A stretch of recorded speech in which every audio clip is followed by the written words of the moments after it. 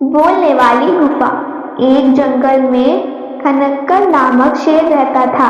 एक दिन वह शिकार की तलाश में बहुत दूर निकल गया। शाम हो चुकी थी, कोई शिकार हाथ नहीं लगा था। ऊपर से वह थक कर चूर हो चुका था। तभी उसे एक गुफा दिखाई पड़ी। वह गुफा के अंदर चला गया। गुफा खाली थी।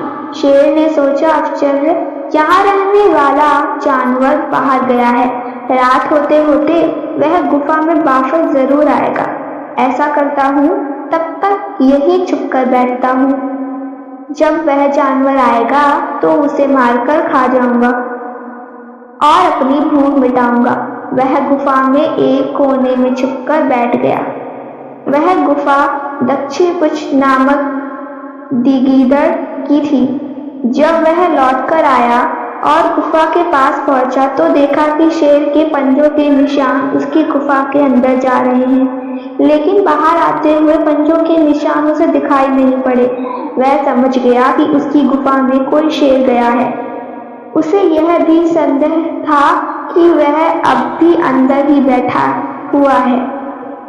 यह पता लगाने कि शेर गुफा में बैठा है या नहीं, उसे एक युक्ति निकाली। गुफा के द्वार पर खड़ा होकर वह तेज आवाज में बोला, मित्र, मैं वापस आ गया हूँ। तुमने कहा था कि मेरे वापस आने पर तुम मेरा स्वागत करोगे, लेकिन तुम तो चुप हो। क्या बात है, तुम कुछ बोल क्यों नहीं रहे हो? जब गीदड़ की आवाज शेर के कानों में पहुंची तो उसने सोचा कि ये गुफा चिड़े गीदड़ के आने पर उसका स्वागत करते हुए कुछ कहती है। शायद मेरे यहाँ होने के कारण आज यह चुप है। अगर गुफा कुछ ना बोली तो कहीं गीदड़ को संदेह ना हो जाए और वह वापस ना चला जाए। इसलिए वह गरज कर बोला, जाओ मित्र, तुम्हारा स्वागत है, जल्दी अंदर जाओ। शेर की गरज सुनकर गीदड़ डर गया। वह उल्टे पैर वहां से भाग गया।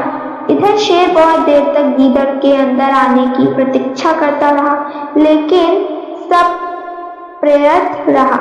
अंत में उसे समझ आ गया कि गीदड़ उसे मूर्ख बनाकर भाग गया। शेर को अपनी मूर्खता पर बहुत क्रोध आया, किंतु अब वह क्या करता?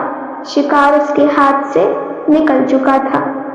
भविष्य के संकट को भागकर जो बचाने की युक्ति निकाल ले, वह बुद्धिमान होता है।